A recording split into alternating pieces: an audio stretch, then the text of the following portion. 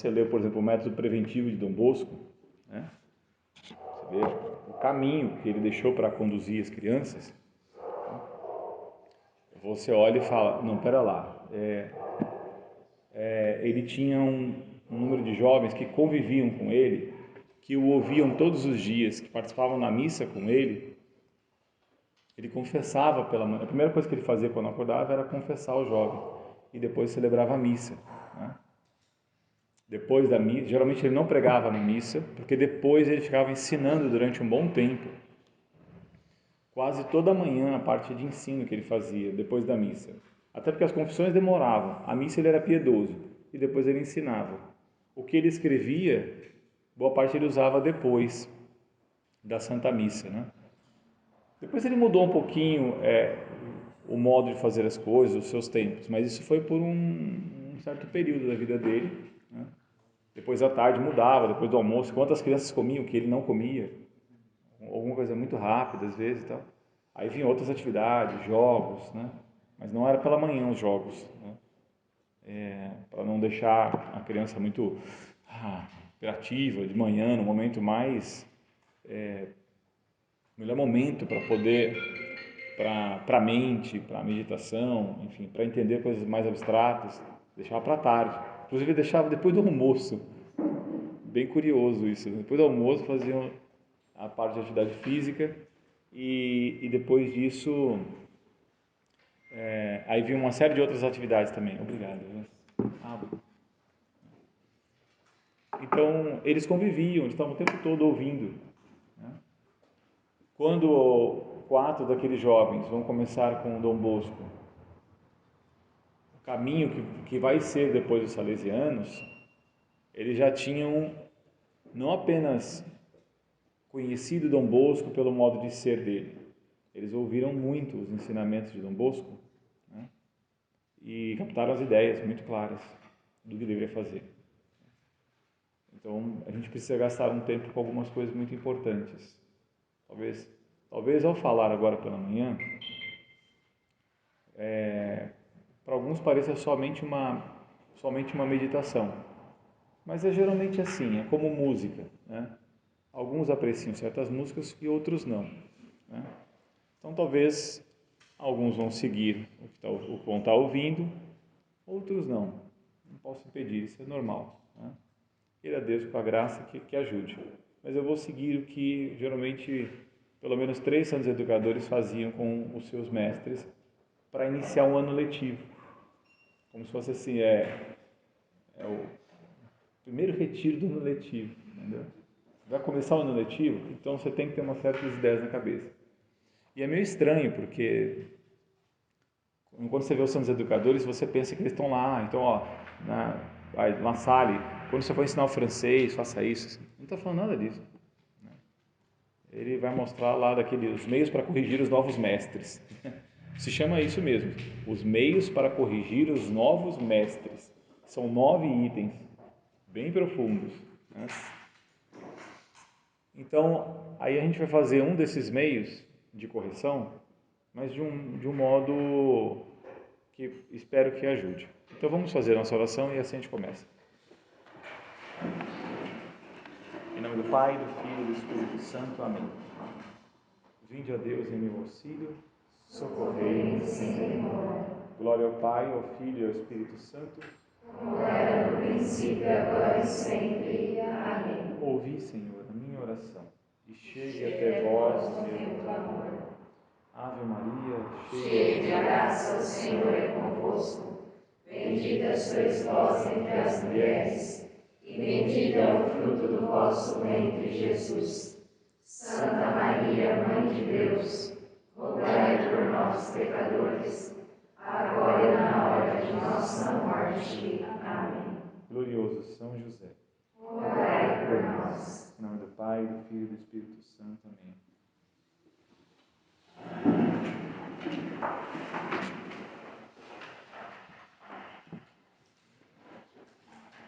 Bom, o título da nossa exposição,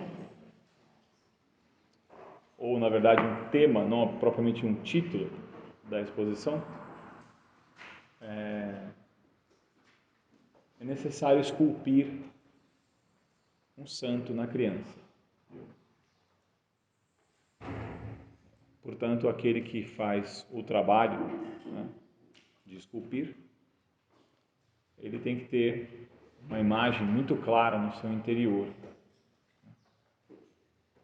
E neste caso, a diferença é que quando a pessoa vai esculpir, ele tem uma imagem que ele quer dar.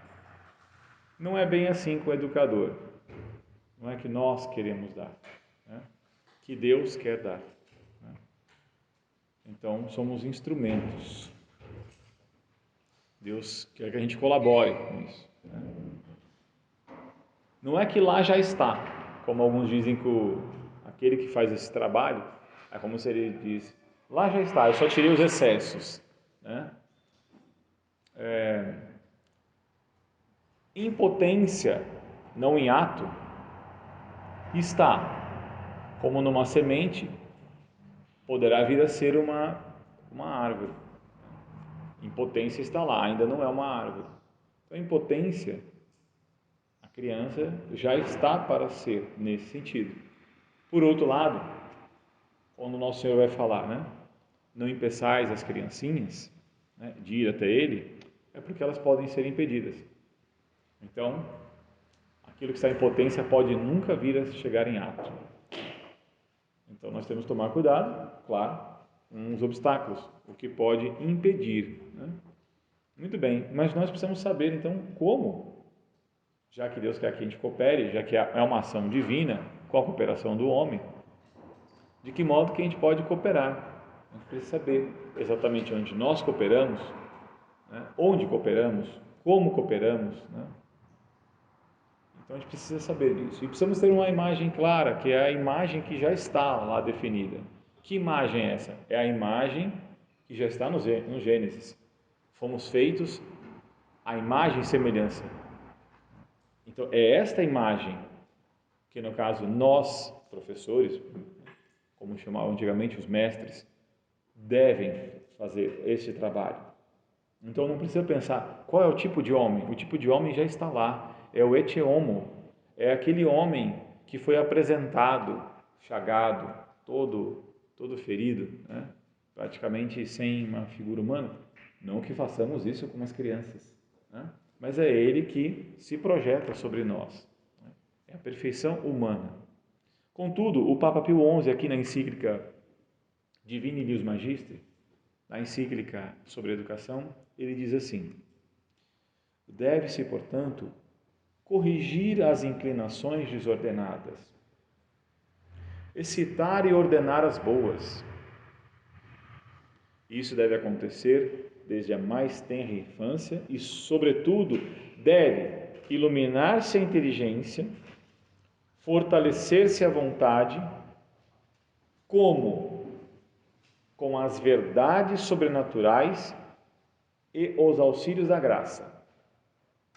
Então, com as verdades sobrenaturais, o auxílio da graça, a vontade será fortalecida, a inteligência será iluminada.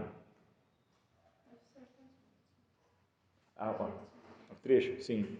Então o Papa diz: deve-se, portanto, corrigir as inclinações desordenadas, excitar e ordenar as boas. Duas ações: corrige inclinações desordenadas e excita e ordena as boas. E isso desde a mais tenra infância. Ele não está mandando fazer quando chega na vida adulta. E sobretudo, acima inclusive, né, deve-se iluminar a inteligência. Não é que as outras coisas não eram importantes, inclusive está numa ordem mesmo. Aquelas são primeiras, né? Porque inclusive a inteligência pode encontrar bastante dificuldade de ver, já que a inteligência é feita para isso, justamente por causa das inclinações desordenadas, que não foram corrigidas. Fortalecer-se à vontade, com as verdades sobrenaturais e os auxílios da graça. Que é interessante, por não dizer que coisa incrível, né? Porque de fato aqui tem todo um itinerário. Veja que o Papa está falando corrigir as inclinações desordenadas. Ele não falou para corrigir os atos, as inclinações. Quer dizer, quando a gente pensa no pecado e a gente vai se confessar, o que antes nós deveríamos ter feito? Um exame de consciência. No exame de consciência, o que nós fazemos? Nós acessamos a nossa memória, pedindo a Deus antes, com a luz da graça, para vermos com aquela luz os nossos atos e com aquela luz julgarmos os atos bons e maus que fizemos. A luz de Deus, que nos instrui no juízo a ver que aquilo poderia ter sido melhor, que aquilo poderia ter sido diferente, que você não precisava ter destratado a pessoa, que você não precisava ter pensado mal dela, que você não precisava ter feito tal coisa. Então você viu que ele estava mal. Né? E você viu que podia ter feito melhor. Então foi uma luz que te viu. Só que essa luz quer penetrar mais fundo, ela quer ir às causas. Por que eu falei mal daquela pessoa? Eu falei mal porque eu estou muito apegado, talvez, a algumas ideias que eu tenho de mim mesmo. Eu me considero melhor, naquele momento eu me considero melhor que aquela pessoa, que eu faria melhor que ela. Então eu estava desdenhando. Havia uma certa inveja e uma certa vaidade ali. Então a causa é a vaidade, não é, Senhor? Dai-me o remédio, porque eu peço, como diz Santo Inácio, para fazer um exame de consciência, ver a causa e me dê o remédio. Deus pode me mostrar a causa. É importante ver a causa? Sim, porque é o que está causando. Senão você fica só na periferia, na superfície, sem uma reflexão mais profunda de ver, eu estou sempre fazendo as mesmas coisas. Né? Na teologia, inclusive, se ensinava aos padres que se o mesmo penitente viesse ali uma sexta vez, e ele tivesse já na sexta vez confessando o mesmo ato, ele tivesse já feito 5 vezes, a sexta vez ele chegará e falar assim, padre, falei mal da pessoa. O padre falaria assim, não vou te absolver. É instrução da teologia. Imagina o susto. Padre, eu queria pedir perdão, não vou te absolver. Imagina ouvir isso? Nossa, ego te absolvo, né? É Deus o perdão. Não vou. Nossa, Esse é o ensino oficial da igreja, viu? É que não estão aplicando mais, continua vigente. Um padre pode fazer isso conosco, porque está lá. Isso seria para o remédio do penitente de ele, mas se eu morrer, então, antes de ter cometido o pecado, no início do seu dia, você ofereceria o seu dia. Ao oferecer o seu dia, você deveria pesar umas coisas, relembrar a graça que você recebeu do perdão, relembrar da tua miséria, se oferecer a Deus e pedir que Ele te ajudasse a ficar vigilante. E caso chegasse numa situação semelhante, que você meditou antes, eu e ela sempre vamos falar mal dela. Sempre que ela chega, eu tenho uma vontade de falar mal dela. Então, não, peraí, eu meditei os meios. Quando ela chegar, eu vou mudar o assunto. Ou eu vou pedir licença e vou sair. Eu vou fazer alguma coisa para não voltar a fazer a mesma coisa. Então essa pessoa realmente tem um propósito de emenda. Essa pessoa realmente está se corrigindo. Então, antes do ato, ela já lembrou-se dessa miséria. Não quero. É ali, é antes do ato. É na inclinação. Qual a inclinação? Na vaidade. Não vou falar mal. Porque é uma mentira. Eu posso até, neste caso, nessa situação, e aquele assunto, eu posso até saber mais daquela pessoa, mas em outros ela sabe mais. Ou no mesmo assunto que eu acho que eu entenda, tem gente que sabe mais. Então não está nem justificado ter vaidade. E a Virgem Maria não teve vaidade de ninguém, então está mais justificado ainda, né? Porque ela poderia ter dito, olha, eu sou a mãe dele, né? E ela não teve essa atitude. O padre está ali, padre. Bom dia, padre. Senhor, por favor, o senhor não quer saudar aqui todo mundo aqui? Agora quando eu vi. Cheguei tão quietinho lá. Não, mas não tem como chegar quietinho de preto, padre. Não tem como chegar quietinho assim. Bom dia, tudo bem? Deus abençoe. feliz que você esteja também com a gente, apesar de você não precisar ouvir nada que eu vou falar, mas... Tá bom. Tá bem. Que bom que vocês estão aqui, né? Esse final de semana está sendo bem importante para tudo isso que nós estamos sonhando juntos, né? Ontem, hoje à tarde. Aí vocês podem também ver tudo que já está bem adiantado aqui. E aquilo que há pouco tempo atrás era tanta teoria, escola, sei o que, já está bem palpável, né? Se tornando realidade. Graças ao vosso esforço, ao vosso empenho, né? Todo o apoio que o professor tem dado. E daqui a pouquinho estaremos vendo isso aqui cheio de crianças. Tá? Verdade, pai. Muito bom. Tá bom. Então, o Papa está nos chamando a corrigir as inclinações, primeiro nossas, né? Porque não é possível corrigir ninguém sem nos corrigirmos, sem corrigir ninguém sem nos corrigir, né? Então, corrigir as inclinações, né? Excitar as boas. Como é a pedagogia de você necessária de condução que um professor tem que ter, de um verdadeiro mestre deve ter, de perceber naquela alma o que precisa ser estimulado. Até porque todas as almas, mesmo batizadas, ainda batizadas, continuam em desordem das potências. Elas não estão ordenadas, elas são ordenadas pelas virtudes. Então nesse sentido, os professores devem excitar as virtudes nas crianças. Eles primeiro devem ser virtuosos, eles devem saber orientar a vida virtuosa e devem corrigir, no mesmo sentido da vida virtuosa, 3 atos unidos, estão relacionados e precisam saber então como fazer isso. Como ser, ensinar e corrigir. Ser é suficiente? Para todos não. Afinal de contas, nosso Senhor era Deus, é Deus, viveu entre os homens e nem todos o aceitaram, nem todos o acolheram, nem todos o reconheceram. Então, nem todos reconhecerão o interior da alma, né, que está unida a Deus, que está buscando a vida em Deus, né? É muito impressionante a gente ver santos e santos que viveram nesta terra e que pessoas próximas, mesmo vendo às vezes grandes milagres acontecendo, rejeitavam. Isso aconteceu com muitos santos, de grandes milagres, né? Alguns até assustadores até, né?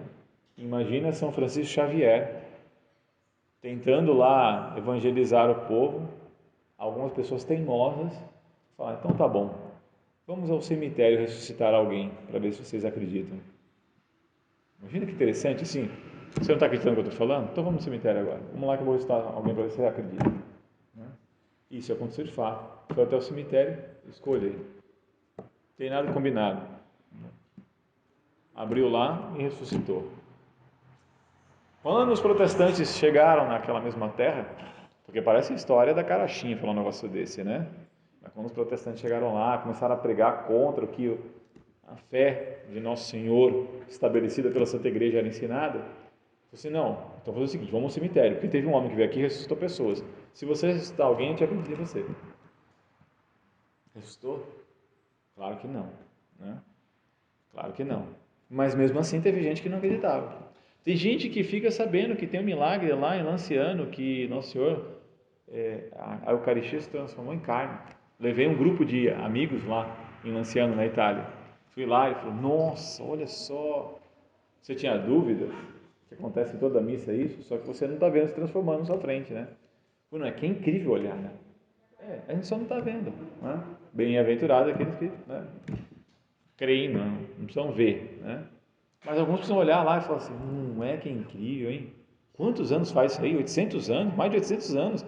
E continua como carne ali e não apodrece. Como é que é uma carne viva fora do corpo de um animal, de um ser humano? Como que consegue? Olhando aqui. Porque não existe nem substância para manter. A pessoa precisa disso daí, né? Precisa ver para crer. É impressionante. Então não necessariamente será suficiente ver. É necessário os mestres saberem ensinar. E mesmo você falando, faça, ele não vai fazer. Fala 10 vezes, 100 vezes, ele não fará. Então você precisa corrigir. Muito bem. Agora, tem um segredinho aqui, uma chave de leitura nesta frase do Papa. Porque ele diz que é com as verdades sobrenaturais e os auxílios da graça que se fortalecerá a vontade, será iluminada a inteligência, ou mesmo corrigir essas inclinações, né? Com as verdades sobrenaturais. Que verdades é essa? Quais verdades? O Papa não coloca. Ele não faz um entre. Eu vou colocar aqui, entre parênteses, vou colocar quais são essas verdades sobrenaturais, como é que você aprende elas. Não, para lá. Ele está vivo ainda? Ele sabe como é que faz isso? A gente vai perguntar. Não se preocupem, a igreja deixou isso para nós. Então, para a gente entender essas verdades, porque elas estão como o Evangelho nos ensina, escondidas aos doutos. Não é os estudados, não é o que tiraram titulação de pedagogia. Está escondida aos vaidosos. Por que está escondida aos vaidosos? Porque o vaidoso se constitui o seu próprio senhor. Ele é o centro. Ele se ama, ele não ama nada fora dele verdadeiramente. Por isso, inclusive, ele incompreende e trata mal as pessoas, porque ele se ama de forma desordenada, por conta de amor, né? Um amor desordenado. Ele se considera mais que aos outros. Ele não leva aquela máxima de São Paulo, né? Tenha uma consideração adequada de si mesmo. Ou seja, não seja vaidoso. Esse lugar não te pertence, esse lugar pertence somente a Deus. Então ele está nos corrigindo. Estava falando, não sente nessa cadeira central. Você não notou que essa cadeira é muito bonita e parece para uma pessoa muito especial? E você, inclusive, é filho dessa pessoa, mas essa cadeira não é tua. Essa cadeira tem uma pessoa para sentar. Ele está no centro do teu coração, que é Deus. Se você senta no lugar, vou agir como Deus. Não, porque ainda não aprendeu a viver como Ele, nem a raciocinar como Ele. Então é claro que vai destratar o próximo, vai usar de um poder contra o próximo, vai raciocinar de forma errada, né? Então nós não podemos cair nesse erro, né? Porque é uma mentira estar nesse lugar. Então a vaidade é uma mentira a nosso respeito. A gente cria uma imagem a nosso respeito, a gente bajula essa imagem, queremos que todos adorem a nossa própria imagem, ficamos chateados porque as pessoas contrariam que esta imagem que eu construí de mim mesmo não seja como você a reconhece. Você deveria me venerar, porque eu fiquei magoado que você não concordou com o meu trabalho, que estava tão bom. Por quê? Você não reconhece o meu esforço e tal, né? Fico magoado. Pois bem, então as verdades são escondidas a essas pessoas. Elas não querem, de verdade, conhecer a verdade. Elas estão embrutecidas, suas mentes fechadas. A única verdade delas é o cuidado dessa vida, a sobrevivência, a aparência, vivem das vaidades deste mundo, têm receio de passar vergonha, titubeiam na frente da verdade, não professam a verdade quando é necessária, na hora de não pecar. Então, eles são superficiais. Então, Nosso Senhor é quem vai falar, escondida aos doutos, apenas aos pequeninos, aquele que se inclina, aquele que se rebaixa, aquele que se coloca no seu devido lugar. aquele que sabe o seu lugar. Meu lugar já estava lá. Senta lá atrás, e aí quem sabe ele te convida a vir para frente. Não senta na frente não, porque eu falo assim, esse lugar já tem convidados, né? Então é melhor fazer desse modo porque está ali. Então, primeiro entender que as verdades não são entregues a quem é muito ligeiro, a só quem presta atenção, gasta tempo, observa. Não encontrei a verdade ainda. Não tem problema, é assim mesmo. Tem que fazer esforço. A educação exige esforço. Então, para a gente poder ver uma certa verdade, nós vamos fazer o seguinte: nós vamos fazer agora um caminho por trechos das Escrituras. Por trechos das Escrituras. Nós vamos percorrer um caminho aqui. Há uma verdade por trás desses trechos. Tá bom? Aqui a aplicação pode ser múltipla, né? Vocês vão ver a aplicação em si e nos alunos, né? E o caminho que será percorrido será vendo, então, a palavra mesmo vendo é bem concreta, né, para isso, né? É saber ver. Então nós vamos ver pelas Escrituras como é ver. Os olhos, como nós vemos em São Mateus, são a candeia do corpo. Se os seus olhos forem bons, todo o seu corpo será cheio de luz. Mas, se os olhos forem maus, todo o seu corpo será cheio de trevas. Portanto, se a luz que está dentro de você são trevas, que tremendas são essas trevas, né?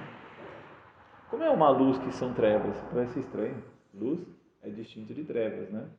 Há uma luz que não vem de Deus, então, não vem da graça, né? Inclusive porque o inimigo da nossa alma, o seu próprio nome, faz uma menção à luz, né? E justamente como que ele vem estilar pensamentos, tentações, né? E o interessante é notar aqui que esses olhos bons, eles mostram o interior. Por isso eu falava ontem, pelos olhos das pessoas se vê o seu interior, né? Pelos olhos. Pelos olhos se vê, em certo sentido, nos jovens, especialmente neles, já quase a sua queda, se não a queda que acabou de ocorrer ou que já aconteceu tempos atrás. Estão nos olhos, não estão no corpo. Pode estar muito bem trajado, mas os olhos mostram, né? Os olhos são a janela da alma, né? Elas estão expressando o que se tem dentro, né? Inclusive você vê, algumas meninas tampam um dos olhos. Não sei porque se leram Camões, e Camões era caolho, e se inspiraram tanto que querem ficar como caolho, assim, né? Mas provavelmente parece que é uma certa coisa de se esconder. Você vai falar com um jovem e ele abaixa os olhos ou olha para o outro lado. Mas ele não olha no olho, ele abaixa. Ele parece que se esconde, ele foge, difícil. Será porque nós lemos no Apocalipse, né? Os olhos do Senhor são como chama, para ele deve ser de condenação. Não, mas ele se consome de amor, né? Então ele não, o amor é demais, né? Como pode amar? Eu não o amo, eu amo a mim mesmo.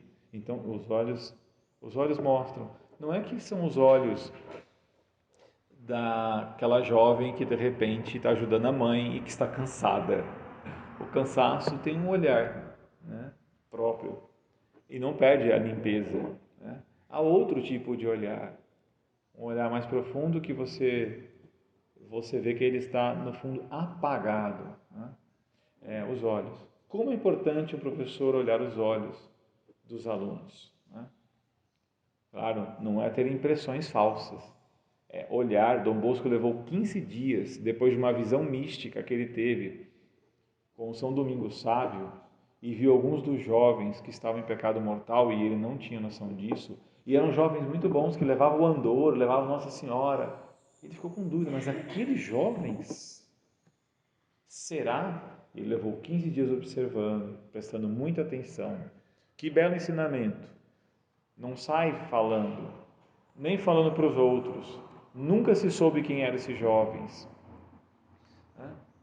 E além de não saberem, ele não disse, além disso também, ele precisava checar. Os céus, né? Ali Deus mostrou para ele. Poderia não ter dúvidas, mas a dúvida não estava em quem falou, a dúvida estava, será que eu ouvi bem? Será que de repente não foi coisa da minha cabeça? Será uma coisa humana? Então é melhor observar com mais calma. Às vezes a gente precisa isso com os jovens. De repente a nossa impressão foi humana, foi mera impressão e não passa de irrealidade da nossa cabeça. Não ocorre isso na realidade. Então a gente precisa checar, precisa ver. E os professores às vezes caem na coisa mais sumária. Ai, nossa, nem te conto, um garoto hoje falou um negócio. Ah, claro, é porque é filho daquela senhora. Sabe aquela mulher lá? Nossa, aquela mulher. Aí começa, entendeu? Aí a outra, assim, eu lembro, nossa, ela, arrogante, ela sempre chega assim, então, acabou.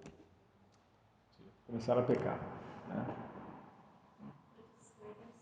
Claro. O senhor pode fazer a gentileza de falar para nós cada trecho que o senhor for comentar? Claro. Encontrar na Bíblia para depois retomar? Perfeito. Muito obrigado, isso é muito importante mesmo. Mateus, então, e você muitas, viu?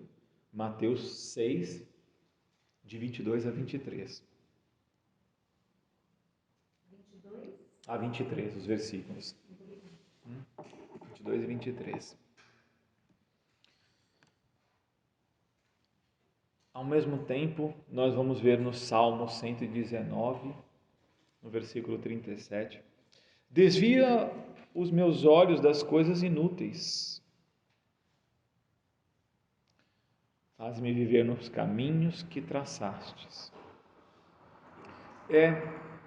Ontem falava, né?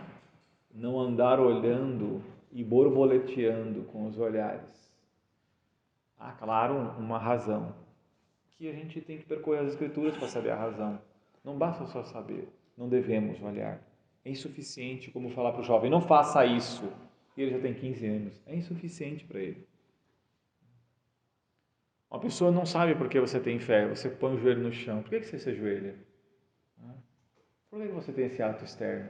Afinal de contas, tem gente que faz um sinal externo, mas está pensando em outra coisa. Começa a missa e o padre, em nome do Pai, do Filho e do Espírito Santo, amém. A pessoa está assim, ela está olhando para os cantos.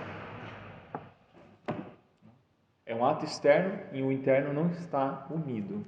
A alma não está unida ao gesto externo. E é vital estar interno. Por que é vital? Porque esta alma está unida. O corpo e a alma estão unidas. Estão coerentes. Estão buscando a mesma coisa. A alma está cumprindo o primeiro mandamento lá, amar a Deus com toda a sua alma. Então é a alma também com o corpo. Então não é só estar de corpo presente, é missa inteira, no sentido de também estarmos inteiros. Ah, mas é difícil, para me distrair. Eu faço esforço. Inclusive os gestos externos são para me ajudar, inclusive. Não precisa fazer genuflexão rapidinho assim, parece um negocinho. Né? Na verdade as pessoas fazem uma genuflexão estranha até, né? Elas fazem assim. Deve estar com problema do joelho, que nem eu. Não, genuflexão é que você vem lá e botar o joelhão no chão, entendeu? Sem preguiça de fazer isso. Né? E não é só por preguiça, você entendeu o que você está fazendo. Né? A não ser que você não tenha entendido o que você está fazendo. Aí, claro, não tem sentido nenhum. Né? Agora, a criança precisa ver o quê? O ato e o sentido do ato. Moralmente, o sentido é muito importante, não é só um ato externo. Jovens que os pais iam na missa a vida inteira e depois deixaram a igreja. Que estranho. Aí o pai vira para mim e fala assim, sei que eu fiz errado. Né? Eu ia todos os dias na missa. Na missa dominical, meu filho abandonou a igreja. Será que ele nunca entendeu o que você fez? Não. Será que você fazia, mas a vida inútil mostrava os olhos se debruçando nas coisas inúteis dessa vida? Que não tem certas utilidades, nem tudo tem utilidade, mas eu preciso ficar vendo tudo. Eu preciso ver a vida dele. Eu preciso ver quais são as novidades do dia. Eu preciso estar atualizado.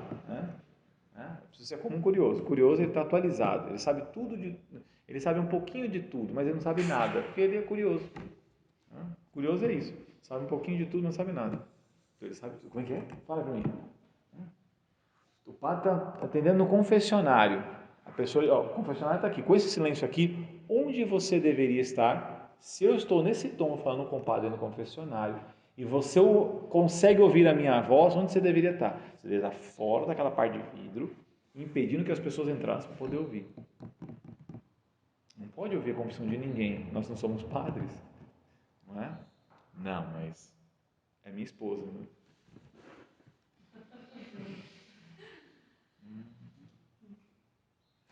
Depois a gente precisa conversar. Um anjo me falou, querida. O anjo falou nada, foi o demônio que te levou a ficar ouvindo a confissão. E aí você cometeu um pecado mortal. Né? O monarca que queria saber de São João Nepomuceno o que a esposa confessava tanto, acabou matando o padre. Né? Acabou matando São João Nepomuceno, mártir, né, da confissão. Por quê? Porque ele estava... Minha esposa confessa demais. Né? Inútil era o pensamento dele sobre a esposa. Era evidente, era ver as obras, era ver a vida. Mas mesmo vendo a vida, ela não via nada. Você imagina, se ele vendo a vida não percebia a nobreza e a honra daquela mulher, se ele não conseguia perceber como ela era, e nem a santidade do padre, ao ponto de matá-lo, né? Primeiro tentou oferecer várias coisas, depois acabou matando. Você imagina a gente vendo pessoas que ainda não têm toda a nobreza. Então, muito mais facilmente a gente vai cair em percepções falsas a respeito das pessoas. Nós e os alunos a nosso respeito também. Né? Agora, em Provérbios 4, versículo 25, nós ouvimos de Salomão, quem escreve os Provérbios, e Salomão, inspirado por Deus, ou seja, o próprio Deus nos deixa cada um desses trechos, e aqui Salomão está deixando o segundo livro da sabedoria. Não é um livro de sabedoria, mas é que existe uma pedagogia da sabedoria, assim dita por São Bernardo de Claraval, e o primeiro livro é Eclesiástico, o segundo é Provérbios. E o que esse livro de Provérbios, desta pedagogia divina, quer nos ensinar? Olhe sempre para a frente, mantenha o olhar fixo no que está diante de você. Parece uma chamada qualquer, assim, né? Olhe para frente, não olhe para trás, não é tal. Não é, porque quem está à sua frente? Porque nós não somos chamados a preceder o Senhor, e sim a segui-lo. Então, quem é que está à nossa frente, que nós devemos olhar fixos? Quem está diante de você? Uma pessoa que nós devemos seguir. Ele mesmo deixou isso. Provérbios vai se realizar depois, quando o nosso Senhor vai falar, né? Que Ele é o Senhor. Vem e me segue. Siga. Para você seguir, você tem que acompanhar. Você está lá numa mata densa, às vezes não tem uma trilha clara, mas segue Ele sabe o caminho. Né? Perfeito. Então, é isso mesmo. Olhe sempre para frente. Não fique com os olhares inúteis. O que são os olhares inúteis?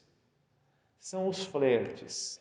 Eu olho para o Senhor, mas não me é suficiente. Essas flores são tão belas. Né? Aquelas árvores. Mas às vezes não são meras flores ou árvores. Às vezes puxa vida. Mas aquele fulano fala uma coisa tão interessante. E eu não estou olhando adiante em quem realmente tem palavras, né, de poder, quem é a palavra viva. Né? Não me é suficiente que ele me ensine. Então eu quero aprender de quem não tem nada a ensinar. Né? Não tem nada. Além de não ter nada, ainda tem dentro de nós esses apetites de tá bom, Senhor, mas hoje eu preciso de uma folga. Afinal de contas, hoje é sábado, eu trabalhei a semana inteira, né? E hoje é o dia do churrasco, como dizem os gaúchos, né? E todo domingo, no caso, não sábado, né? Dos gaúchos, é dia de churrasco, né? E é muito bom, mas às vezes o problema é que o padre está se demorando na missa, né? E o churrasco, a costela está lá quase caindo, né? E tal, e puxa, mas o padre demora e tal. Então o apetite já está na memória sensitiva de só imaginar aquilo que realmente é uma delícia. Fica uma recomendação, claro, não é uma costela que eles fazem perfeita coisa, né? Mas tudo tem sua hora, né? A pessoa está na missa sonhando com a costela, né? Ele está num negócio sonhando com o outro. Ele está inútil isso, não serve para nada. Ele fica ali flertando, né?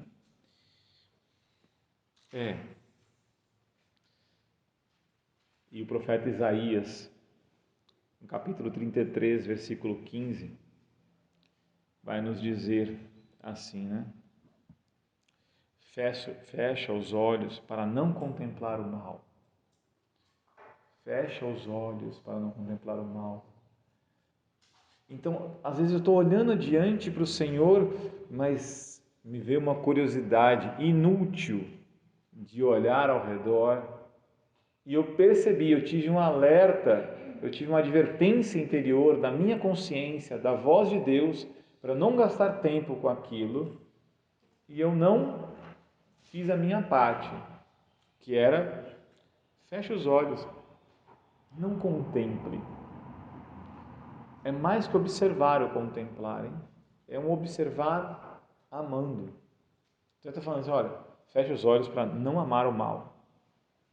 Não amar aquilo que não é devido, que não está ordenado para o nosso coração, não nos faz um bem, né? Quantos não caem nos olhos por isso? Seus olhos são trevas, né? Não são luz. A janela da alma está mostrando o interior desordenado, os olhos curiosos, né? De todo tipo de curiosidades, né? Podemos colocar toda a avidez que está nos olhos, uma cobiça. Os olhos estão cobiçando, querem ter todas as coisas. Deveriam ter apenas uma delas, que está bem à sua frente. E aí o evangelista São Mateus, no capítulo 5, versículos 28 e 29, vai dizer, talvez para muitos jovens, qualquer que olhar para uma mulher e desejá-la, já cometeu adultério com ela no seu coração. Mateus 5, 28 e 29. Se o seu olho direito o fizer pecar, arranque-o, lança-o para fora. Não literalmente, né? É melhor perder uma parte do seu corpo do que ser todo ele lançado no inferno. Qualquer que olhar para uma mulher e desejá-la, gasta o tempo olhando e logo vem o desejo. O que deveríamos desejar é precedido por aquilo que nós estamos olhando. Então, a gente tem que observar no nosso interior, eu estou olhando para frente, fixo, diante de mim, na pessoa de Nosso Senhor, ou não? Ainda estou olhando, inclusive, para mim mesmo. Eu olho para os meus apetites, porque quando eu sento e vejo a comida, eu quero comer a mais, aquela hipocrisia do ventre, né? Eu quero comer mais, porque a minha medida é o meu apetite. A minha medida não é o que a minha fisiologia manda e a virtude manda. São essas medidas, eu estou olhando no lugar certo, porque eu estou olhando a partir dele como devo viver. É dele, eu olho para ele e vejo em mim o que eu devo ser, como devo ser. Eu não olho no vizinho como deve ser o meu casamento, mas olha, sabe o que é? Eu vivia casado, é uma infelicidade. Dentro da igreja, sabe? Agora, assim, eu encontrei a pessoa da minha vida. Realmente, assim, a mulher seguiu a vida dela e tal. Antes eu não tinha paz. Por que as pessoas falam pra gente que precisa do sacramento do matrimônio? Olha, eu estou eu não brigo com a minha esposa, nem nada. Aí poderiam dizer para ele, talvez, Sabe o que é? É porque ali você tinha a força do sacramento. E o inimigo sabia que havia uma força ali, e era um perigo para ele. E aí ele vinha e colocava as tentações para que você sucumbisse. Agora, tranquilo, você já sucumbiu. Você já está no caminho desviado. Não precisa fazer esforço nenhum. Continue firme. Logo, logo a gente se encontra na perdição eterna. Então, claro, é muito mais fácil viver no erro. Muito mais fácil do que, de repente, viver na graça. Viver na graça é um esforço. Há uma atenção. É difícil. Há tentações. Há uma luta. Agora, na outra não há luta. No domingo, tá lá, ir à missa. Poxa, e hoje a missa ainda na cidade, o bispo vem, vai ter crisma. 150 crismandos. Vai fazer Eucaristia também. Querida, dá umas 3h30. Não tem um padre que celebra sem canto e sem homilia. Missa jato, 25 minutos, tá bom. Né? Claro, 25 minutos só no domingo para Deus, em toda semana, já é o suficiente. Deus precisa o quê de mim? Deus é Deus, né? Por favor, né? Ele é misericordioso, ele vai entender muito bem. Claro, né? Porque, na verdade, o meu olhar mostra o que eu desejo. Não é somente a mulher, são todos os prazeres. São os prazeres. São os prazeres. Eu troco Deus pelos prazeres. Aí quando eu sinto tédio, não sei, hoje eu estou entediado. Por quê, hein? Por que eu sinto tédio? Porque o tédio é a expressão de quem só faz coisas prazerosas. Você chega para o filho e fala assim: o que foi, filho? Não sei, hoje não... Filho, vai lavar uma privada, vai. Não tem gosto nenhum. Vamos lavar a privada agora, vamos lá. Vamos quebrar uma parede ali e tal. Não, pai, meu braço fininho. Vamos começar a fazer ele ficar forte. É assim na alma também, entendeu? Vamos ocupar esse bracinho e a sua mente também. Senão você vai fazer só o quê? Só o que é prazeroso. Né? Não faz esforço.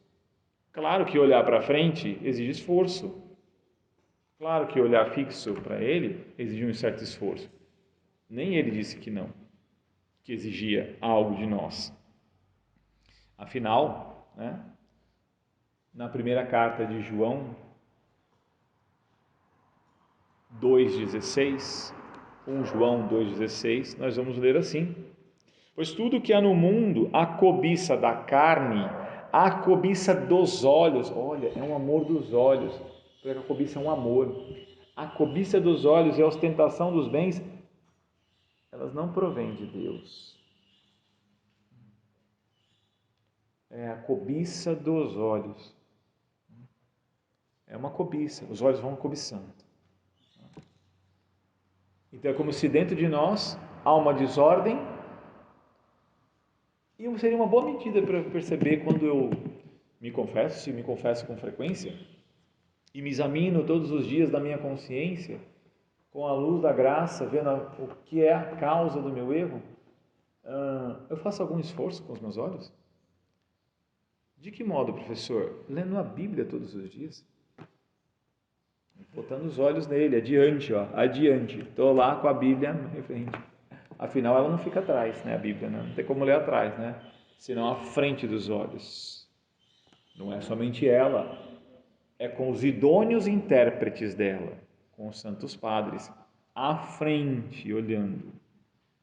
De tanto olhar, pode acontecer e eu pensava que era chato, mas, puxa vida, mas que coisa impressionante. Nossa, olha, o coração começou a acordar, né? Começou a despertar. Aí, quem sabe, os olhos começam a brilhar, porque algo vai acontecendo dentro dele. Mas às vezes é difícil fazer um esforço, até porque o esforço será com nossas forças?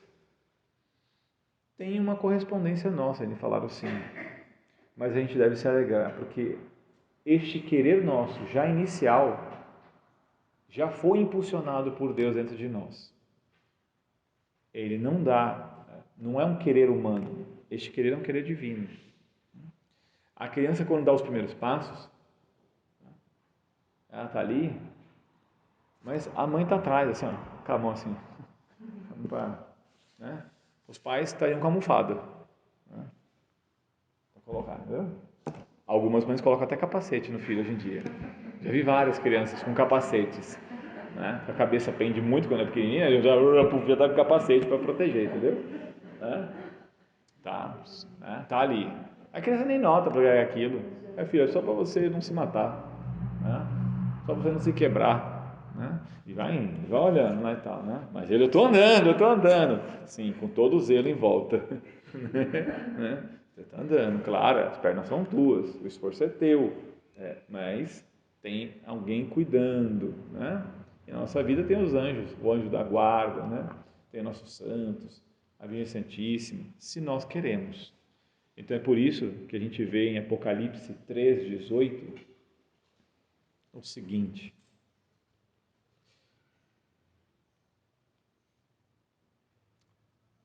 é estranho até aqui, né? Compre colírio para ungir os seus olhos e poder enxergar. Um colírio que vai ungir os olhos e poder enxergar.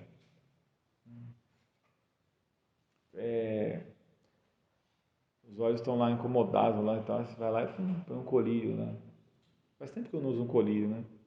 Mas até dá um frescor, assim, quando você está pegando fogo, né? Lembro quando tinha conjuntivite, a gente põe lá, ou põe aquela... A mãe colocava, né, o algodão lá com água gelada, enfim, nem lembro de fazer aquele negócio faz tanto tempo. Né? E dá um frescor, assim, né? Você enxergar melhor, né? Ou está embaçado, isso, mentira. É um colírio para enxergar, né? E esse colírio é o mesmo que a gente vai ver de novo Isaías falando, né? Isaías 35:5. Então os olhos dos cegos se abrirão e os ouvidos dos surdos se destamparão. Olha só. Então, eu não estou vendo direito, né? Como um cego. Está à minha frente o Senhor, mas eu não noto. E Ele está à frente muitas e muitas vezes e eu não noto, porque eu não vejo. Eu estou como que cego. E eu preciso então de um auxílio dele para poder enxergar. Contudo, ainda continua aqueles olhos de quem não querem meditar, olhar mais profundamente, mais detidamente. Eu estou vendo meio nebuloso. Como é terrível você estar numa estrada com neblina. Como eu moro em Santos e tem uma serra de São Paulo para Santos, tem períodos e tem vários momentos em que está com neblina. Inclusive hoje em dia entre Santos e São Paulo, quando fica muito assim, aí eles têm uma chamada Operação Comboio. O que acontece? Eles juntam um número grande de carros, tem que descer a 10 por hora com uma viatura levando assim, a cada 30 minutos. Então você tem que ter a sorte, inclusive, de chegar naquele lá, então você vai esperar 30 minutos para sair com o próximo grupo. Né? Por quê? Porque já teve, há muitos anos atrás, um acidente enorme, envolvendo muitos e muitos carros. Tal. Uma coisa terrível. Então, por conta disso, todo mundo vai assim. Né? Você fica obrigado. E muitas vezes realmente ajudava, porque não dava para enxergar o carro da frente. A neblina é tamanha a força. E será que às vezes a gente não está andando com toda a velocidade e sem enxergar direito? Às vezes o professor ele está a toda, a gente na vida espiritual nós estamos a toda correndo, mas nós não estamos enxergando direito. E o pior de tudo é que a gente às vezes não quer enxergar. Senão, ainda que ele pudesse abrir esses olhos, ele pudesse nos ajudar a ver. Assim, os discípulos de Emaús expressaram, a gente lê isso em Lucas 24, de 31 e 32. Lucas 24, 31 e 32. Então os olhos deles foram abertos e o reconheceram, e ele desapareceu da vista deles. E o que eles disseram? Não estava queimando o nosso coração enquanto ele nos falava no caminho e nos expunha as Escrituras? Esse trecho é um trecho impressionante. Ele caminhou, eles estavam entristecidos pelo que havia ocorrido, a morte de nosso Senhor, e de repente uma pessoa se pôs a caminhar junto, perguntando o que tinha acontecido. Mas o que aconteceu? Como assim? Você não sabe o que aconteceu? Todo mundo sabe o que aconteceu, né? Eles estão tristes. E aí ele começa a falar das Escrituras. Não, mas e ele fez menção de ir adiante.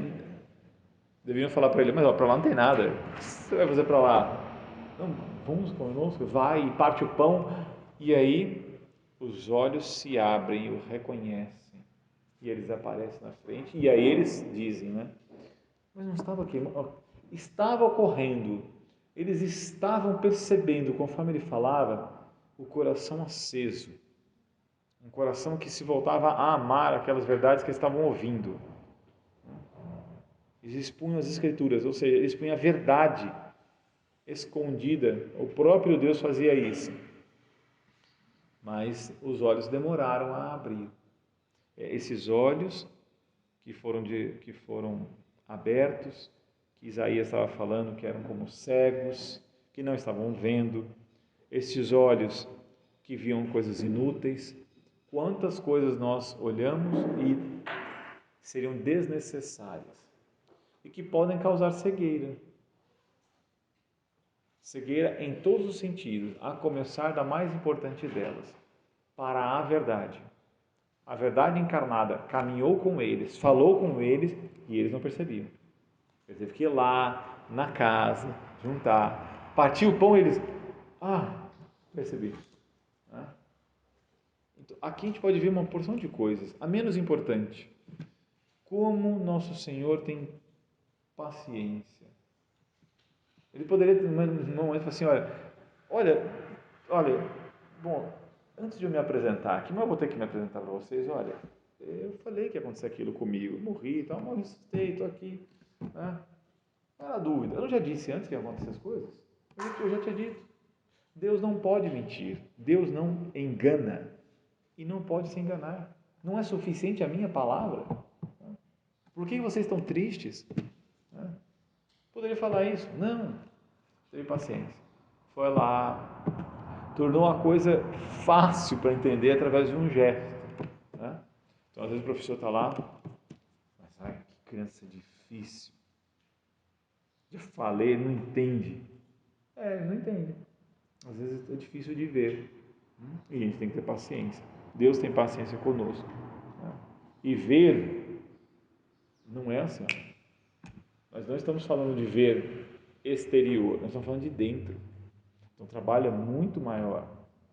Nós estamos querendo ajudar crianças a ver, através do que elas leem, através dos exercícios que elas fazem, dos saberes que elas recebem, a ver o que as coisas são. Nossa, que coisa grande e o esforço que isso exige.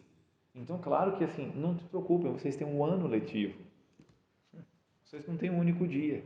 A não ser que anunciem para vocês que amanhã é o fim do mundo. Né? Acho meio difícil alguém anunciar isso, né? Porque nem ele falou que o dia ia ser anunciado. Eu estava em Aracaju semana passada e aí tinha lá o vulcão lá, que estava lá, a erupção, e aí vinha a notícia. Olha, se cair a parte lateral dele, levam 7 horas até chegar a um tsunami que tomará todo o Nordeste. Vários amigos meus, se você não está em Aracaju, fica de olho no vulcão, hein? Aí eu perguntei para os rapazes, qual é o lugar mais alto em Aracaju? Se chegar não dá tempo de surfar, 40 metros, né? Que era a medida estatística que eles colocaram da coisa e tal, né?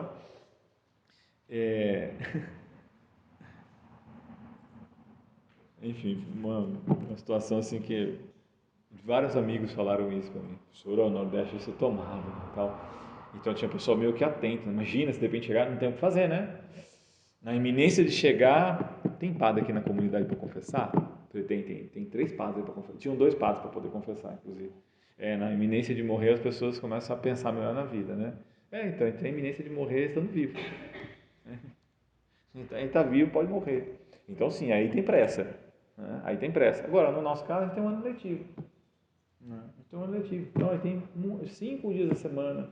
A criança fica várias horas conosco. Por que a gente tem pressa? Até porque a gente precisa tirar a pressa da cabeça das pessoas. Elas foram levadas a tempo e dinheiro. Vamos lá. A pessoa fica lá com o pezinho. Fica sentado com o pezinho. Não para, né? A mãozinha, datilografando, né? Vai ficar assim, então. Então, que velocidade é essa? É que eu sou colérico. A boa desculpa, né? Alguns falam hoje em dia, né? Não, você só é agitado. Isso é corrupção humana, normal. Não ter atenção. A gente não tem atenção quando a coisa realmente é de valor. A gente não fica desatento quando a coisa a gente olha e fala, nossa, coisa incrível.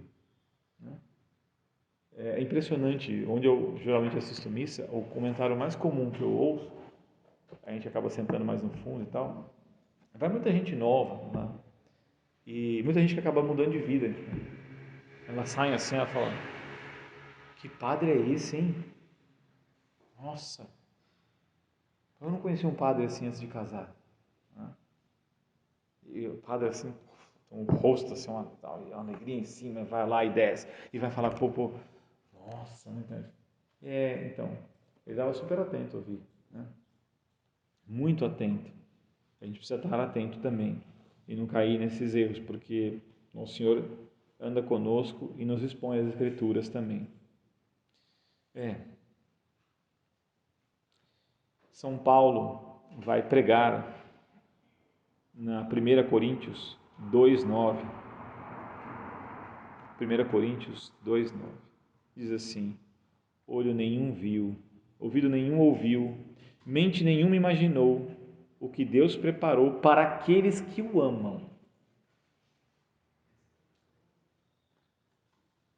Ninguém viu, ninguém ouviu, nem tem condições de imaginar o que tem de preparado para quem ama o Senhor. Só a gente imaginar, mas não tem como imaginar. O que você imagina? O que será que tem preparado? Deve ser grandioso. Porque não dá nem para imaginar. Não tem imagem possível. Né? O que será? Mas só de falar isso, você imagina falar para a criança assim, ó, atrás daquela porta. Tem uma coisa muito especial para você. Você não vai ser maldoso de abrir a porta e não ter nada. Né? Tem uma vassoura com um pano para ele lavar o chão. Né? Maldade, né? Então, a criança vai lá e abre o presente que ela, inclusive, ela estava esperando. Então ela imaginou. Não, depois que ele abre aquilo, ele não podia nem imaginar, era muito superior ao que ele queria. Mas o que acontece? Por que ele não espera? Mesmo ouvindo isso, que ninguém viu, ouviu, imaginou o que está preparado para quem o ama. É porque eu não amo o Senhor, eu não olho para Ele. Eu não acredito que Ele possa me preparar alguma coisa muito incrível. É por isso que eu também não sigo o caminho dele. Eu não sigo o caminho. É só por isso. Porque se eu seguisse o caminho, é certo que... Não, de vez em quando ele dá umas olhadelas para trás. É isso que nós, inclusive, ouvimos, né? Num outro trecho, quando nos diz assim, no Salmo 123, versículo 2. Salmo 123, versículo 2. Assim como os olhos dos servos estão atentos à mão do seu Senhor, e como os olhos das servas estão atentas à mão de sua senhora, também os nossos olhos estão atentos ao Senhor, ao nosso Deus, esperando que Ele tenha misericórdia de nós. Misericórdias. Um olhar para o miserável. Eu aqui, Senhor, olha para mim aqui, volvei os vossos olhos, né? Um miserável, olha aqui. Ele olhou, porque eu estou atento, eu estou olhando, eu olho para o Senhor. Estou atento ao Senhor. Veja, é incrível como as Escrituras, elas estão, parecem ao mesmo tempo um quebra-cabeça, estão completamente unidas. Você vai à frente, você vê um dos evangelistas, você vê alguma das cartas apostólicas, você vai nos Salmos, você vai em Provérbios, vai nos trechos, eles se conversam. E eles estão apontando para nós. Olha, eu estou te mostrando. Olha para frente, olha fixo, olha para Ele, é o Senhor. Esteja atento. Né? E Ele está esperando a misericórdia. Porque Ele está atento. Então Ele está esperando. Uma hora Ele vai olhar. Né? As virgens não esperaram. Né? Está lá no outro trecho das Escrituras, nós vemos, né? Tem umas virgens prudentes e as outras imprudentes, né? Então, na hora que chega o noivo, meu Deus, não guardei a fé. Né? Eu não estava atento, né?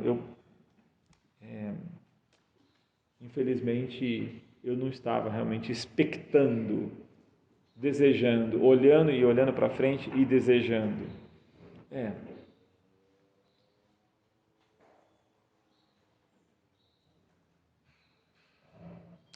São Paulo novamente vai nos dizer assim, em Romanos 11:8.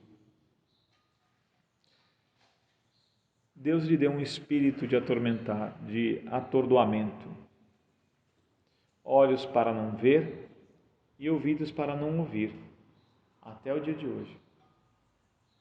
Que difícil, né? Não gostaria de saber que eu sou um destes. Não é que é predestinado, não é isso que São Paulo está falando. É que eles negaram e, claro, não veem, não ouvem, estão atordoados. As coisas que estão acontecendo, tem muita gente atordoada com o que está acontecendo no mundo. Tem 2 mil anos de cristianismo, de experiência. Tem 2 mil anos de sempre homens tentando mandar, homens tirando a liberdade dos cristãos, homens falando como o cristão deve viver. Aí vai se a gente se submete ao que eles falam ou se nós seguimos o que está no Evangelho. Que poder eles têm? Eles chegam assim, agora o feriado religioso não é mais feriado religioso, nós vamos juntar todos os feriados. Acaso agora o senhor cuida também de determinar no lugar da igreja o que as coisas são? Agora a Eucaristia tem que vir dentro de plástico. Claro, agora o senhor cuida do culto. Que interessante. Claro, não é assim, né? E o problema é quando a gente aceita essas coisas. Não, mas eles podem. É mesmo? Eles podem mesmo determinar essas coisas? Se a gente olhasse as histórias de muitos cristãos com coisas parecidas, e houveram várias coisas parecidas, né? O Dom Bosco, que a gente está falando aqui, viveu uma doença que matou gente a rodo. Que irresponsabilidade, um padre mandar os jovens e cuidar das pessoas doentes que morriam com essa doença, né? Que padreco irresponsável, diriam hoje em dia, né? Alguém tem que parar esse padre, né? Chamado Dom Bosco, não é? Que interessante. A mãe da irmã Lúcia, que mulher irresponsável, né? Gripe espanhola correndo solta. O que ela fazia? Porque os pais estavam prostrados e as crianças com fome, e ela pegava as crianças e levava para casa para dar comida para aquelas crianças e ajudava os pais. Que mulher irresponsável com a própria filha, né? Claro, né? Claro, realmente assim, né? Para que caridade, não é verdade? O que é importante é, fique em casa, né? Claro. Falaram isso para São Pedro, hein? O primeiro que eu vi um fique em casa foi São Pedro. Se você continuar pregando assim, olha o que vai te acontecer. É só você pegar os Atos dos Apóstolos e ler. Ele virou o que e falou? Claro, é para o meu bem. Muito obrigado. Verdade, pode acontecer essas coisas comigo, eu posso ser preso, né? Assim, fica bem antes de obedecer aos homens que a Deus. Claro. Muito obrigado pelo seu conselho, viu? E aí foi o que? Crucificado depois. Santo Estevão deixou de pregar, e foi apedrejado, não é? E aí quando está no apedrejamento, o que acontece com os olhos dele? Ele olha para o alto e vê o Senhor. porque os olhos dele já estavam fixos na pessoa de quem ele estava pregando. E ele olha e vê quem ele tanto desejava. Que alegria, né? Uau, que maravilha, né? Não, mas os nossos olhos estão onde? Com a preocupação humana, simplesmente, né? É só isso que temos que ver. Porque não pensem que essas coisas se aplicam distante da nossa realidade. Se as coisas apertarem, será que nós estamos olhando com clareza o Senhor no nosso tempo, inserido na nossa realidade do agora? É diferente do século III, é diferente do século X, mas são as mesmas verdades. E de repente o Senhor tem um outro modo hoje e eu não estou vendo. Eu estou seguindo as ideologias da minha época. Eu estou olhando para elas e elas parecem muito verdadeiras, né? São Marcos vai falar isso. De novo, é um outro evangelista. Marcos 8,18. Vocês têm olhos, mas não veem. Têm ouvidos, mas não ouvem. Não se lembram? Está exatamente assim escrito. Tem olhos, mas não veem. Tem ouvidos, mas não ouvem.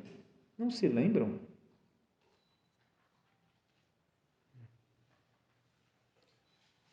São João consola. 1 João 1:1. O que era desde o princípio, o que ouvimos, o que vimos com os nossos olhos, o que contemplamos e as nossas mãos apalparam, isto proclamamos. 1 João 1:1. Ou seja, o que era desde o princípio, o que viu, o que viram, o que contemplou, o que apalpou, é isso que eles proclamam. E quando acontece isso conosco? Quando dedicamos uma vida a olhar. E olha, você pode falar que você é um homem espiritual. As crianças vão notar se sim ou não. Por quê? As pessoas espirituais rezam, gastam tempo. Por quê? Porque elas estão querendo ver. Porque a morte é um ver face a face, sem véus. Queriam ver. Quantos quereriam ver e não puderam ver? E desejavam, né? Estavam lá. Aqueles que rezam, dedicam tempo de oração todos os dias, esses estão querendo ver, eles estão se exercitando. Esse é o olhar para frente. Mas é que quando eu vou rezar, é só dispersão na minha cabeça. É porque eu fiz isso comigo mesmo. Boa parte das minhas distrações é o que eu fiz com o meu dia. Isso vai ensinar São João Cassiano. O que você quiser ser na oração, você o seja antes. As suas distrações vêm à sua memória porque você ficava vendo coisas inúteis. E é por isso que acontece isso na sua oração. A mente fica que nem louca. Quando a gente reza e faz os pedidos, o que você pede?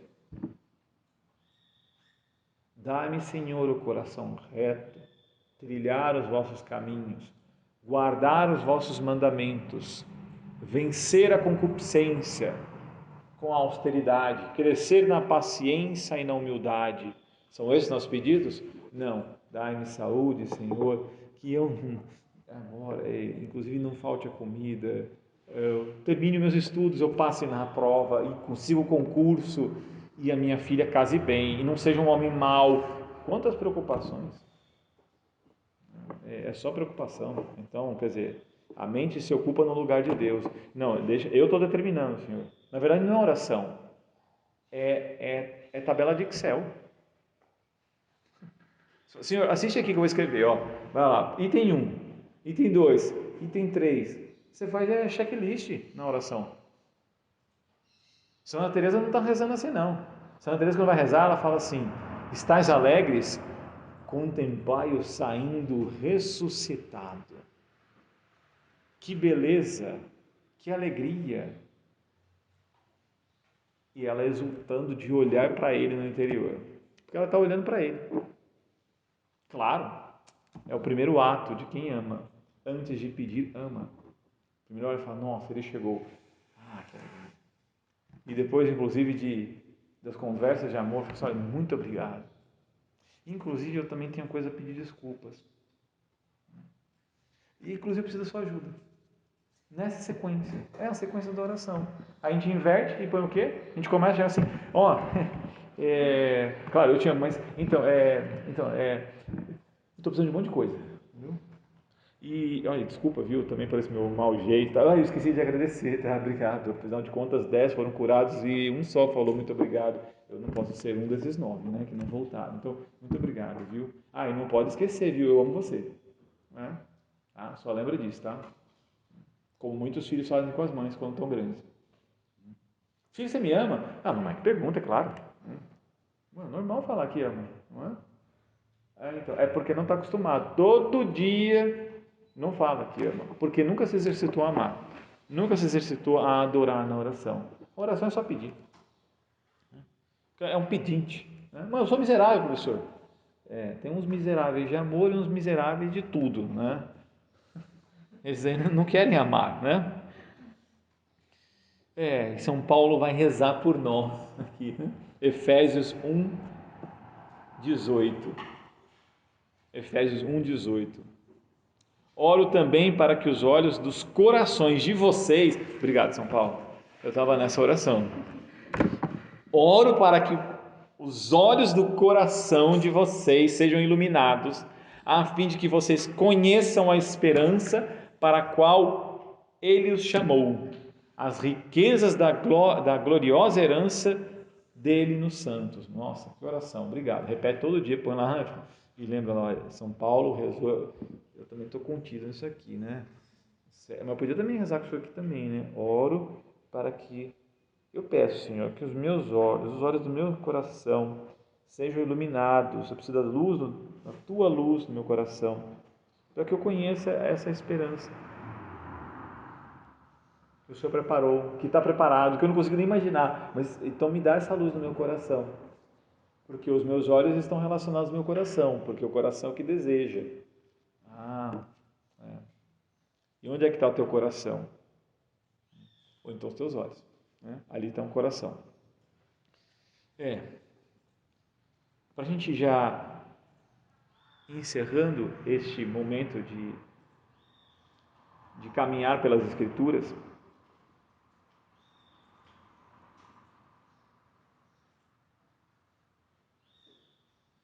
terminaria dizendo assim, né? Em Apocalipse 1:7.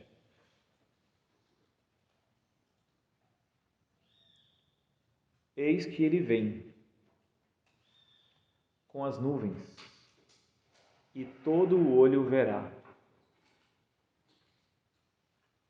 Eis que ele vem com as nuvens, e todo o olho o verá, até mesmo aqueles que os transpassaram. E todos os povos da terra se lamentarão por causa dele. Assim seja. Amém. Diz em Apocalipse. Eis que ele vem com as nuvens. Foi isso que São próximo disso, num certo sentido, que Santo Estevão contemplou.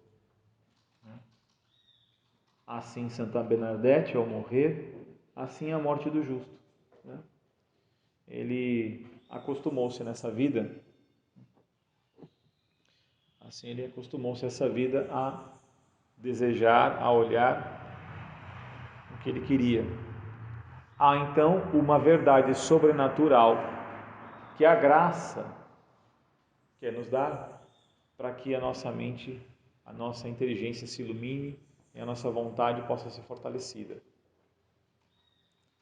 Que verdades são essas? As verdades de quem estão buscando olhar, o Senhor. Esta é a verdade, é Ele. Que Ele possa imperar. Na medida em que a gente para de olhar, o império é nosso. O império são de outras coisas aparentes. Na educação dos nossos filhos, na educação das crianças da escola,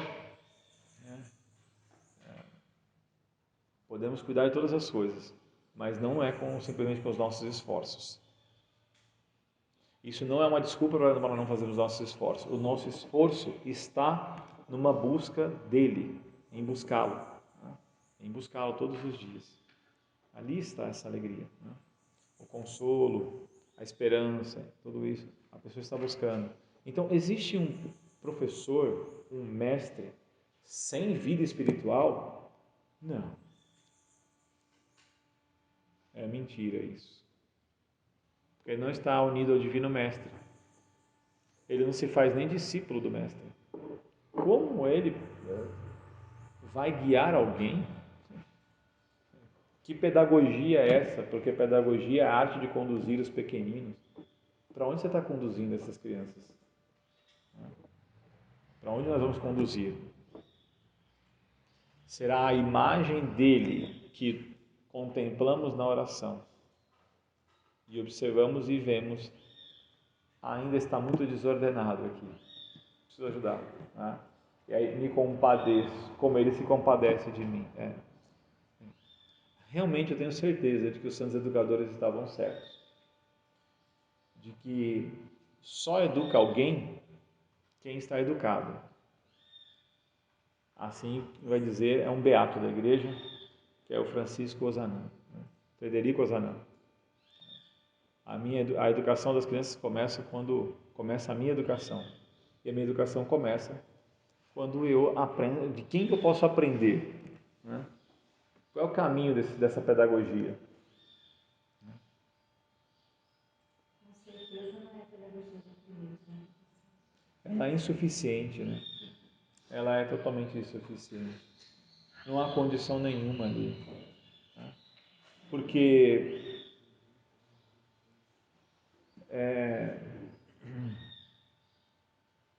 o opressor genuíno,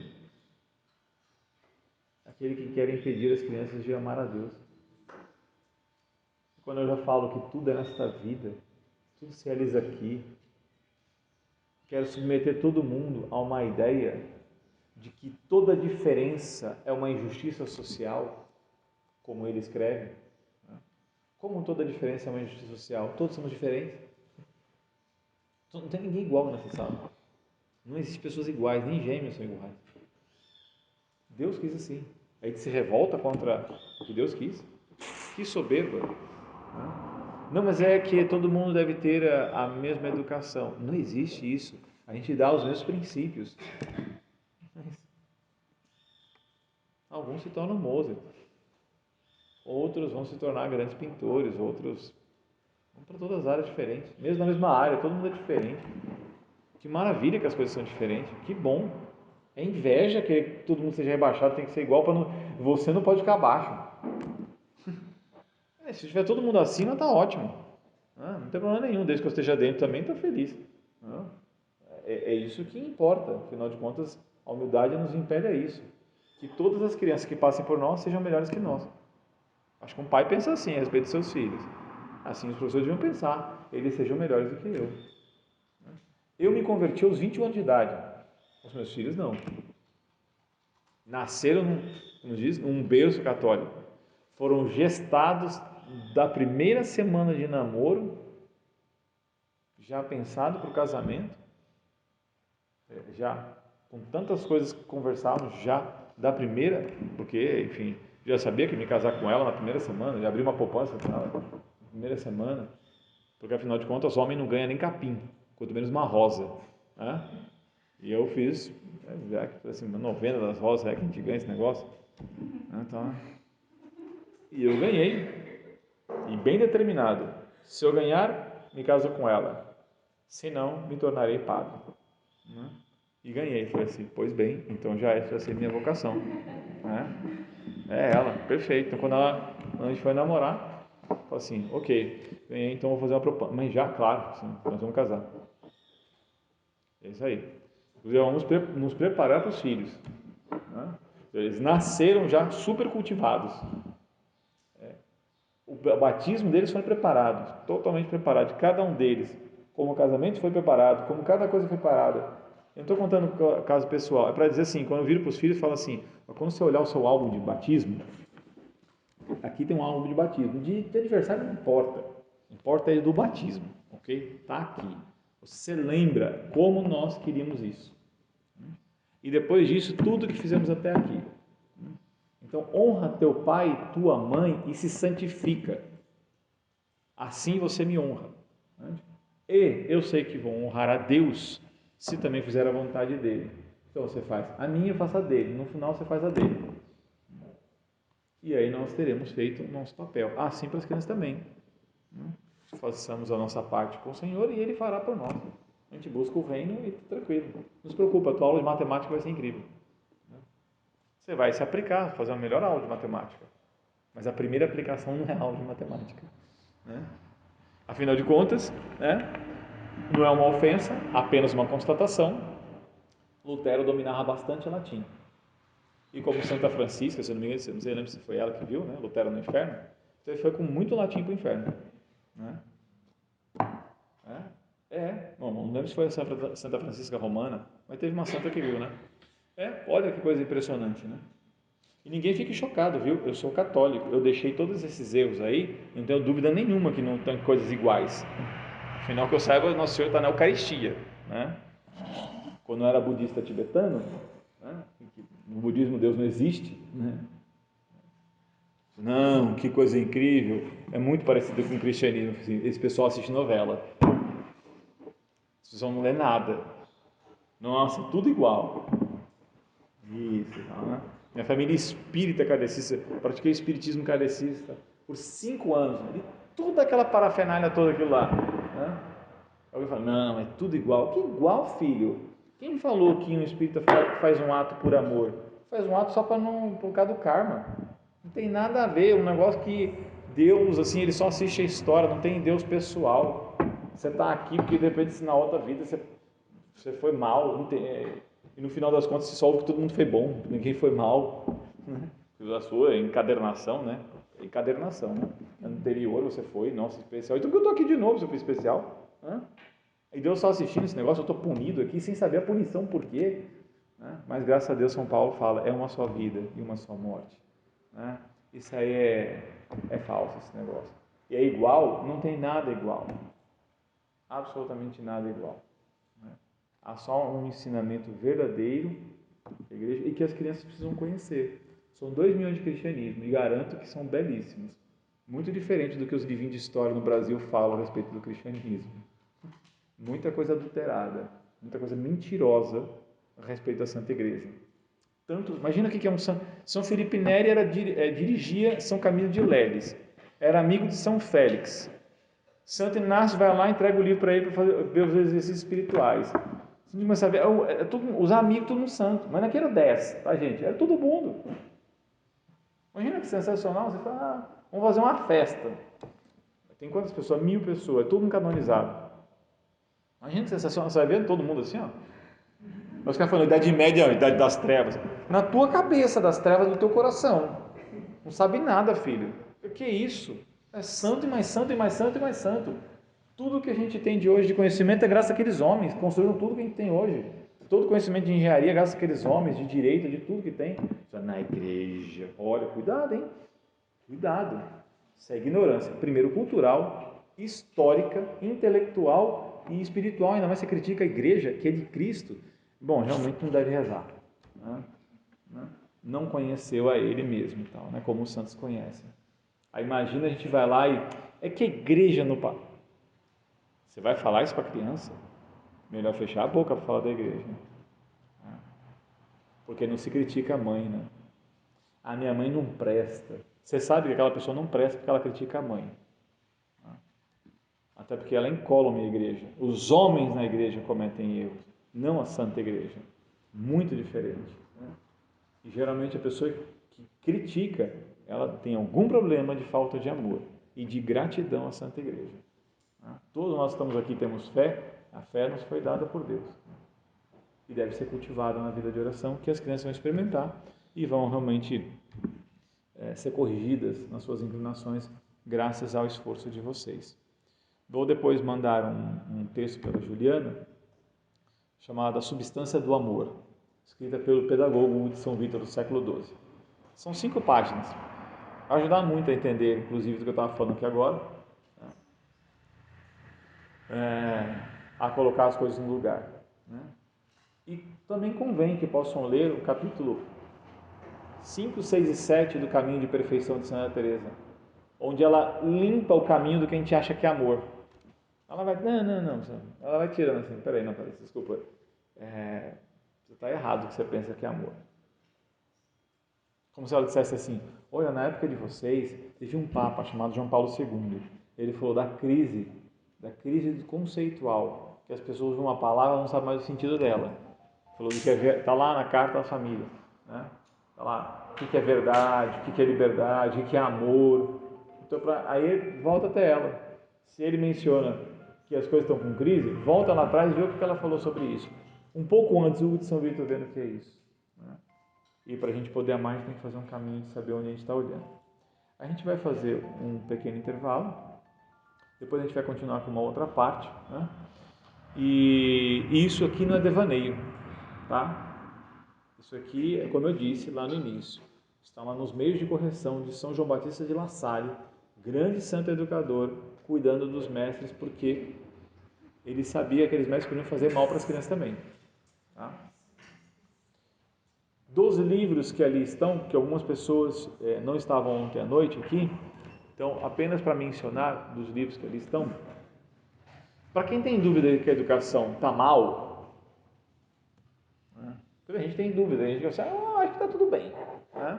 Acho que está tudo ótimo. Então tem o kit arranca câncer da tua cabeça, né? Tem um livro, aí você vai pelo tamanho do livro, você escolhe. Tem um livro que arranca totalmente, que é A Idiotização Proposital da América, um livro desse tamanho. Aquele livro são só documentos que comprovam o que aconteceu nos Estados Unidos. Uma pessoa que estava no alto posto do MEC, que foi avisar o presidente Reagan, olha, está acontecendo isso, vai acontecer, se colocar isso, vai acontecer tal coisa. Aí, muito obrigado, e ela foi removida. Só que ela foi removida e ela tinha os documentos em mãos. O que ela fez? Ela vazou os documentos, mostrando quem, como, onde, por quê, com quais instrumentos, tudo. Então o livro é só assim, se tem dúvida, por isso que é um arranca-câncer. Ela foi perseguida por 40 anos, tem 92 anos de idade. Essa senhorinha está viva ainda hoje, essa norte-americana. A gente traduziu a obra e aquele livrinho pequenininho assim. Você junta 4 dedos para fazer um livro, né? Mas assim, é muito para ler. Tudo bem. Aí você tem 2 livros menores que não vão mostrando as causas, mas de uma autora muito boa chamada Inger Enquist. Escreveu 2 livros traduzidos aqui no Brasil. Um é A Boa e a Má Educação e o outro é Educação Guia para Perplexo. Mais fininho assim ainda. Esse é dedinho assim. Muito bom. Ela escreve muito bem, uma análise muito boa dos problemas educacionais da nossa época. Então ela vai analisar os problemas, ela não vai nas causas, mas a análise dela está muito certa. Já ajuda para a gente começar a olhar e falar, olha, interessante, ela estudou 5 países, as políticas educacionais, onde está um pouquinho melhor. E aqui está no buraco. Interessante ver aquele livrinho ali e tal. Tem um que é para quem assim, eu descobri o marxismo. É a única ideologia vigente, né? Claro que não. Aí você pode ler o outro, que tem um título gigante. Um título, um livro, Como as corporações globais moldam a pessoa para o mercado de trabalho. É a chamada educação tecnicista, que não nasceu agora, nasceu lá no século passado. Aquele livro ali por que existe o PISA? Os provões. A pessoa chega na escola, aí é a diretora da escola. A nossa escola é a 20ª no Enem. Quando eu fui numa escola para matricular meus filhos, eu falei assim, a minha 29ª. Na minha cabeça, quando eu ouvi aquilo, é assim, a minha é o número 29 das que mais prejudicam os alunos no Brasil. Por quê? Porque ela nunca leu políticas educacionais. Os caras que fizeram os provões escreveram isso deles mesmos. Para que fazemos os provões? Para checar o quanto que você vai repassar do sistema para o garoto. Quanto que ele vai devolver do que a gente queria que ele soubesse. Então não é para checar a qualidade da educação. Vocês estão muito enganadas sobre os provões. É só ver o Enem. O Enem põe Simone de Beauvoir. O que tem a ver com qualidade da educação? Uma mulher presa, proibida de o resto da vida de lecionar, porque militava por uma causa que eu não quero falar agora. Temos criança aqui. Foi proibida de lecionar por resto da vida, Simone de Beauvoir. ela está lá na prova do Enem. Que importância você tem, Simone de Beauvoir? Quem militou pelo que militou, a forma como viveu, os amigos que teve, a carta pública que fez. Num outro momento eu conto isso aí, tal, para quem não conhece, mas está no Enem, né? E outras coisas mais. Não, o Enem é super difícil. É mesmo? Tem certeza que o Enem é difícil? Precisava mostrar umas provas das escolas nossas lá. Ah, interessante, né? O garoto, segundo as políticas educacionais, no primeiro ano do ensino médio, no máximo no 9º ano, ele aprende ordem invertida. Uma das escolas mais caras de São Paulo, e na época, já faz alguns anos atrás, era praticamente quase 5 mil reais de mensalidade. Um pai foi lá na escola que a gente abriu para colocar as duas filhas. Mas é que a gente não tem ensino médio e eu não posso abrir por caridade. Começou a contar tudo. Eu falei, mas pera lá, uma escola católica. Tem tudo que você está falando? E não é uma escola católica qualquer, é de um movimento super corretinho assim no Brasil, entende? Eu falei, está acontecendo isso? Por favor, eu pago a mais para elas estudarem aqui. Não tem como continuar lá. Aí as duas vieram todas contentes. Papai. Jovens, né? No 9º ano, né? Senhora, na escola tinha alguns conhecidos, a família conhecida e tal, né? Ele está no 6º ano. Ele sabe em ordem invertida. Eu comecei a ver só que agora, dando para o ensino médio, papai. Ele olhou para a gente assim, nossa, mas ele já aprende no 6º? É o normal. Eles têm condições, eles aprendem fácil. É que hoje está rebaixando o currículo. Você acha que alguém que aprenda corretamente não faz Enem? A gente fez um monte. Assim, não, relaxa, pai, não precisa nem mandar para cursinho as crianças não, viu? E não precisa nem estudar as obras que eles estão mandando estudar, viu? Eles fazem de olho fechado. Quando a minha esposa, já formada, farmácia bioquímica, mestrado em ciência e tal, falei para ela, faz pedagogia, por favor, eu preciso dar aula na escola. Ela falou, Felipe, eu estudei na vida, isso aí não é estudo. Pelo amor de Deus, não tem condições. Você faz o seguinte, não precisa assistir as aulas, é EAD. Você deixa rolando para fazer comida.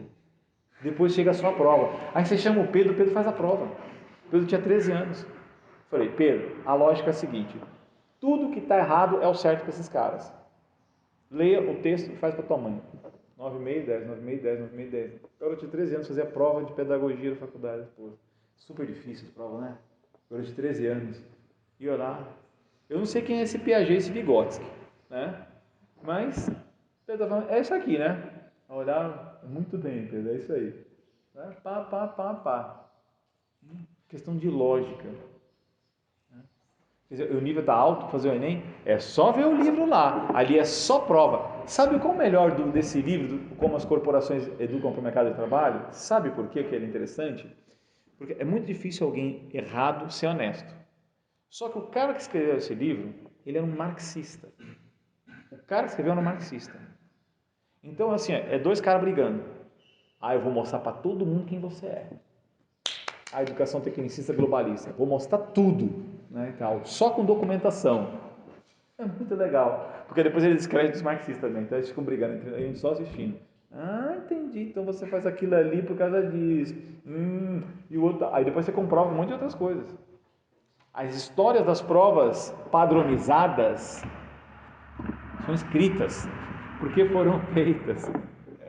E a gente fica achando o máximo fazer isso, né? Quem está horrorizado, claro, assim, eu vou embora depois, não moro em Paranavaí. Então, por um lado, você não vai precisar mais ver minha cara, tá? Por outro lado, também, eu espero que, inclusive, você não trabalhe na escola também, né? Se você tem dúvida, que você leia, entendeu? Né? Eu trabalhei em Secretaria de Estado de Educação, fui diretor de escolas não pequenas, trabalhei do lado de uma dirigente de ensino. Então, dizer que sou ignorante sobre educação é assim, calma, tá? Não foi uma pequena diretoria de ensino, né? E por conhecer o administrativo, sei muito bem que ninguém que faz objetivo de aprendizagem está pensando em criança. Eu vi ali, ó, quem pensa o negócio, como é feito. BNCC, as pessoas nem participaram de coisa como era quando a gente estava lá lutando para aprovar aquele negócio. Então leia esse livro ali que pode ajudar bastante. Então aquilo ali é o kit arranca câncer, entendeu? Então câncer, ele vai lá e arranca o câncer, você não tem mais dúvida. Os outros é de educação verdadeira. Aquilo ali é só para quem tem a dúvida, para não fazer mal para as crianças. Então, né? Aí você tem um tratado de vícios e virtudes, a gente falou ontem. Tem um livrinho chamado Trivium, de Santo Agostinho, que era a base do sistema que foi iniciado pelos gregos por 300 anos para até ser feito, Trivium e Quadrivium, depois colocado na Santa Igreja, de uma maneira muito bela, e ele fala ali. E tem alguns outros também, tá bom?